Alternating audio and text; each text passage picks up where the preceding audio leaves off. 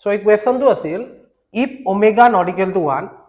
so omega আমি ইতিমধ্যে আগৰ ভিডিঅ'ত ডিসকাস কৰিছো তোমালোকে মোৰ ডেসক্ৰিপচনত লিংকটো পাই যাবা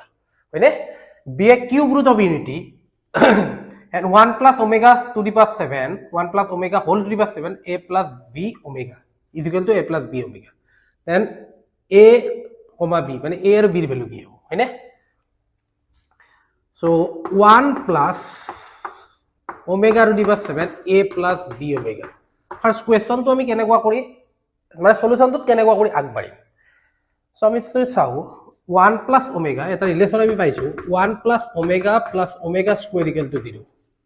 so 1 plus omega in place of 1 plus omega তোমালে কি লিখিব পাৰা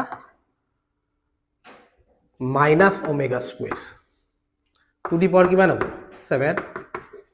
a plus b omega পালো হয় না so এটো লিখিব পাৰো আমি minus omega to the power 14 a plus b omega হয় না so this you can write minus omega square into omega to the power 12 a plus b omega হয় না so eto multiple of 3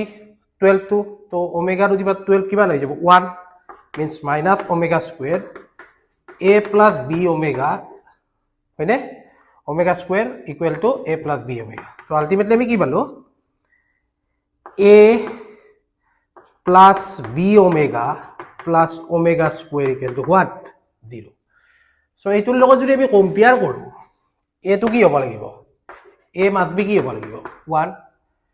আৰু ওমেগাৰ কোএফিচিয়েন্ট ইয়াতে 1 আছে so b must be কিমান হ'ব লাগিব 1 so option b